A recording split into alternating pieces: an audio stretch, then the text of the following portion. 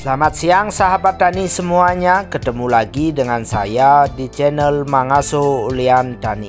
Di video kali ini saya akan berbagi pengalaman cara pemangkasan jeruk muda sehabis panen. Jadi ayo simak video ini sampai akhir dan jangan lupa subscribe di channel saya ini untuk mendapat informasi video terbaru berikutnya. Untuk mendapatkan buah jeruk yang lebih banyak dan lebih besar pada tanaman jeruk, dalam perawatannya tidak hanya memerlukan pemupukan dan penyemprotan yang rutin, tetapi juga memerlukan pemangkasan yang tepat dan benar. Di dalam pemangkasan ini, kita akan memelihara dari cabang-cabang generatif yang lebih produktif dan memangkas cabang-cabang yang tidak produktif. Sehingga cabang-cabang generatif ini bisa menyerap dari unsur hara dan nutrisi dan bisa membawa bunga dan buah yang lebih banyak di tahun berikutnya.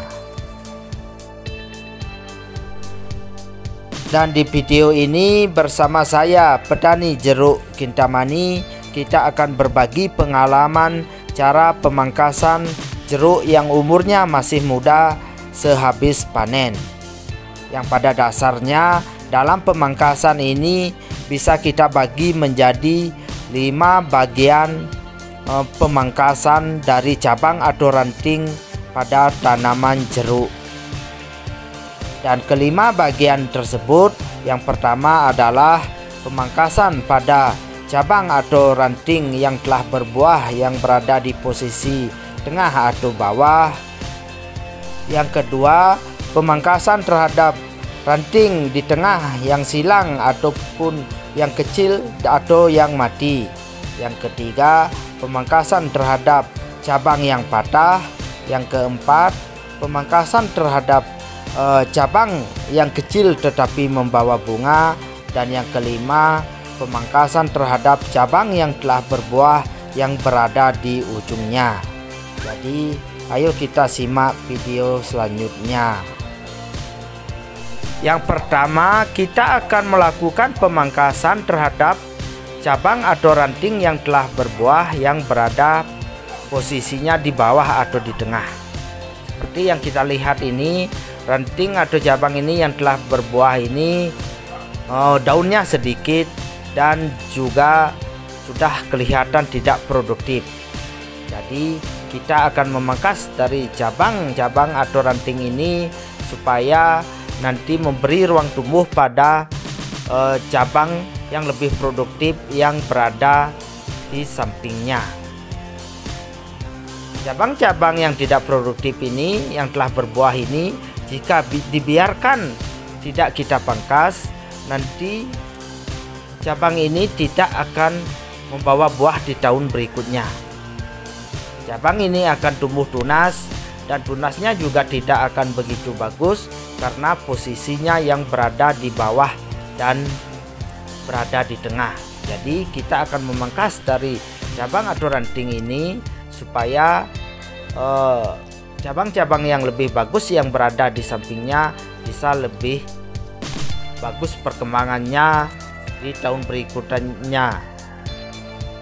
Karena kebanyakan dari cabang yang telah berbuah ini nanti tidak bisa tumbuh tunas dan akhirnya mengering dan mati. Jadi lebih baik sebelum menyerap unsur hara dan tidak produktif, kita pangkas saja cabang-cabang yang telah berbuah ini yang kelihatannya tidak produktif dan hanya membawa daun sedikit dan berada di posisi tengah atau posisi bawah. Dan yang kedua, kita akan melakukan pemangkasan terhadap cabang-cabang atau ranting-ranting yang berada di tengah walaupun tidak membawa buah, tapi ranting-ranting ini yang tumbuhnya silang atau kecil-kecil ataupun tumbuhnya balik, kita akan bersihkan supaya ranting-ranting atau cabang-cabang jeruk ini yang berada di tengah nanti tidak menjadi sarang hama dan penyakit, dan cabang ini tentunya tidak akan berbuah karena dia berada di tengah-tengah. Cabang ini hanya akan menyedot unsur-unsur hara dan nutrisi dan menjadi pesaing dari cabang-cabang yang produktif, cabang-cabang generatif yang lainnya, sehingga nanti perkembangan dari cabang-cabang generatif itu tidak maksimal. Jadi untuk cabang-cabang yang berada di tengah ini, baik yang silang ataupun yang kecil-kecil, atau cabang cacingnya ini, ataupun cabang yang posisinya balik atau yang sudah akan mengering, lebih baik kita pangkas supaya tidak menjadi pesaing dari cabang-cabang generatif yang berada di sampingnya. Dan yang ketiga, dalam pemangkasan jeruk untuk menghasilkan dari cabang generatif yang lebih baik, kita akan memangkas dari cabang-cabang atau ranting yang patah.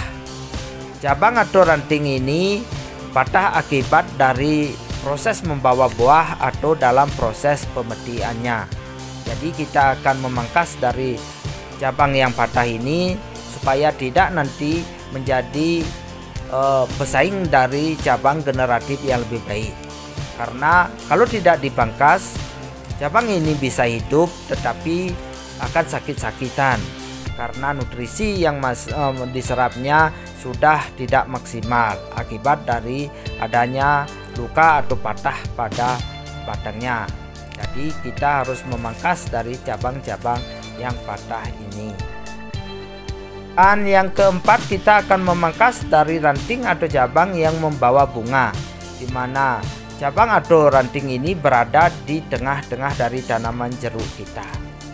Dan kalau dibiarkan, nanti buahnya hanya kecil seperti yang kelihatan ini. Buah jeruk yang berada di tengah ini tidak akan menjadi lebih besar dan hanya akan menghasilkan buah yang lebih kecil. Jadi lebih baik kita pangkas. Dan juga kita akan memangkas dari ranting yang terlalu kecil yang membawa bunga. Karena kalau tidak dipangkas, nanti ranting yang kecil ini buahnya tidak akan terlalu besar dan juga bisa membuat ranting ini patah dan nantinya buah yang dihasilkan juga jatuh. Jadi daripada menghasilkan buah yang lebih kecil atau nanti patah, lebih baik kita pangkas saja. Dan yang kelima, kita akan melakukan pemangkasan terhadap cabang atau ranting yang berada di ujungnya yang telah berbuah. Cabang atau ranting yang telah berbuah yang berada di ujungnya ini, walaupun kelihatannya lebih besar dari cabang yang ada di sampingnya, tapi kita akan pangkas. Karena cabang ini kalau dibiarkan, dia tidak akan berbuah. Cabang yang berada di ujungnya ini yang telah berbuah yang lalu hanya akan tumbuh tunas yang kecil. Jadi lebih baik kita memangkasnya dan membiarkan cabang yang berada di sampingnya walaupun lebih kecil, tapi cabang yang berada di sampingnya ini akan bisa membawa bunga dan berbuah di musim berikutnya. Dan mengapa kita harus membuang atau memangkas dari cabang atau ranting yang telah membawa buah pada tanaman jeruk kita yang umurnya masih muda? Karena cabang atau ranting itu jika dibiarkan tumbuh, dia hanya akan membawa tunas-tunas baru yang kecil dan tidak membawa bunga.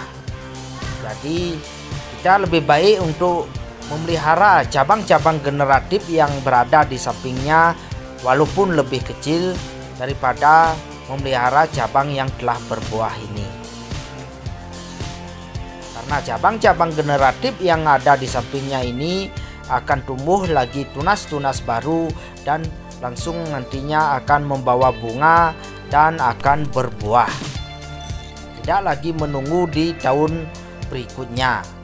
Namun jika cabang-cabang yang telah berbuah itu kita pelihara, nanti kita hanya akan bisa menunggu di tahun berikutnya untuk berbunga dan berbuah. Jadi lebih baik kita memelihara cabang-cabang generatif yang lebih kecil yang berada di sampingnya. Dan sahabat tani, inilah jeruk kita yang telah kita lakukan pemangkasan terhadap cabang-cabang yang telah berbuah, dan juga cabang-cabang yang patah dan cabang yang tidak produktif, baik yang silang ataupun yang kecil-kecil dan yang balik yang berada di tengahnya. Kelihatan dari tanaman jeruk kita ini sudah mulai bersih dari semua cabang-cabang yang tidak produktif, dan nantinya akan membawa tunas yang lebih baru dan membawa bunga dan buah yang lebih banyak di tahun berikutnya. Demikianlah sahabat tani semua, proses dari pemangkasan jeruk saya yang umurnya masih muda, sekitar 4 tahun, dan sehabis kita panen buahnya. Terima kasih telah menonton video ini sampai akhir, dan untuk teman-teman yang belum subscribe, silahkan tekan tombol subscribe-nya dan klik loncengnya untuk mendapat informasi video terbaru berikutnya. Dan jika ada yang kurang jelas, silakan tulis di kolom komentar, pasti akan saya jawab. Dan sampai jumpa di video berikutnya.